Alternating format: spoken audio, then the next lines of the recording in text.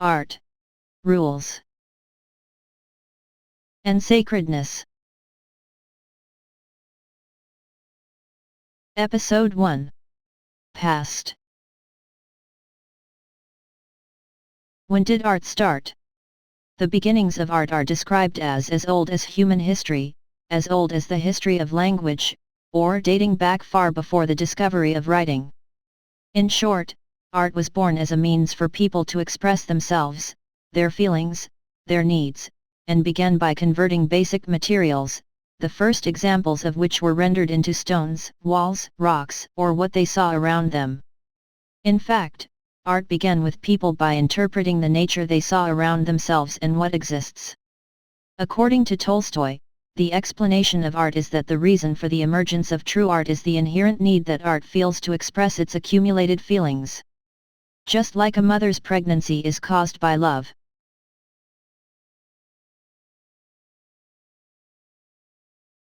Can art qualify as sacred?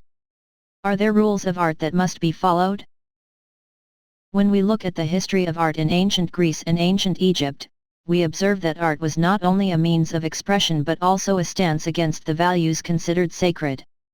For this reason, art, perhaps, has been restricted and works have been produced within the framework of certain rules. Regarding this, the sitting statues had to put their hands on their knees. Men's skin had to be painted darker than women's. The appearance of each Egyptian god was firmly established in advance. Horus, the sun god, as either a born or born-headed, there was also an obligation to image the god of death, Anubis, either as a coyote, or as a coyote-headed. So art and craft were concepts that could be counted together. The clear distinction between art, crafts, and certain rules can be based on the end of the 18th century. To put it in a concrete way, it is possible to summarize the period flow even through the image of an animal. When observing a period that is clearer, more real, and more canonical, fed by nature, we can deduce that the transition to a period that is more abstract, more interpretable, more permeable. At the same time, people's perspective on the concept of art was also evolving during this period.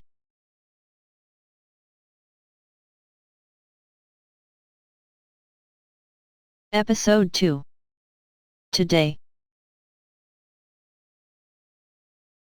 Is the change of art also observed in the process of production and exhibition of art? The production process of art is as important as the product that is considered a work of art today. It is possible to see examples where art becomes a performance more than a concluding product. Perhaps the way the art product which is exhibited also triggers the effect that the art product has on people. Museums, which used to be places where art was exhibited, are described as sacred temples, and art has lost its spiritual influence today as it has been transformed. Maybe it should have lost. Museums used to exhibit art, and exhibition spaces had to keep up with the change in art. One of the first characters that comes to mind when you mention the museum, the Louvre, in response to this change in 1989 had to accept an add-on to its character.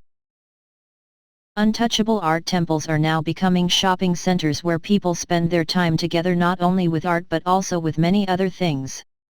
Even if the Louvre is a very clear example, more recent museums also have to catch up this change and accept cosmetic surgery in a structural sense. One of the phrases that best describes this change is Snøhetta, one of the architects of San Francisco MoMA's add-on. In explaining the plug-in structure, it is no longer a temple introverted to the object of art. Today a museum has to proactively deal with its local conditions and communities.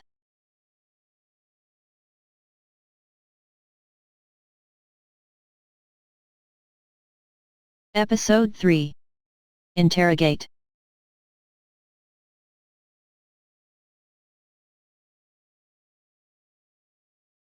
Is art free? Does the production process make him unique? Does it harm the quality of a work of art that can be reproduced or copied? Does a copy of a work of art count as a work of art? Sigmund Freud said, when we look at a grisly photograph over and over again, it has no effect. When viewed, a visual that can cause instant emotional change begins to lose its effect when more than one side is next to it. I will be writing Guernica on the internet soon. I will select any of the pictures I want, which are lined up side by side in very different pixels, and download them to my computer. And my printer will, for the first time, work its brushes on A4 paper with paint, and I will hang it on the wall. And the impact of this work of art and the Guernica I visited at the museum will be very different from each other. Of course, when we look at that painting for the first time, it might lose its striking since I've seen it on the screen or on the wall before. Does the questioning of an artwork's quality by individuals limit the freedom of art? Art is transforming. As art's interest in the natural wanes, it has gone down the path of reinventing itself. Art became artificial, and began to take its essence not from nature but from man. Man is of course a part of nature, but he could not prevent this art from becoming artificial. This reinvention has given rise to more of an emphasis that is at the core of contemporary art. It is, in turn, an exaggeration of the importance of art. Art today is perhaps no different from any everyday object or event, but for some reason this situation could not prevent art from exaggerating its own importance.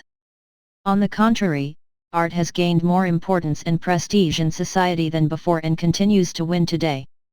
This importance and prestige is also artificial. A business person who has no sentimental interest in art wanted to see the painting on his wall by paying millions to the most visible point of his room in order to pass on the prestige of the art to his customers. Art is more precisely intertwined with product capital. The purpose and outcome of art's production is different from the day when art first came out. The statue of Anubis is not a product of capital. But the statue of Anubis is also a result of the reflection of the art transformation of his era. Art has united with the element of religion and become an expression of its era. Art became more intertwined with everything as the ages progressed. In fact, one reason why everything can be described as art and everything can be described as art and exhibited is that the concept of art is free and original. Now everyone can produce art, and everyone can criticize art. Why and based on what? This immensity and transcendence has reached the point of satisfaction today and has reached a point that needs to be questioned. It must now revisit the norms that determine art and update its boundaries again.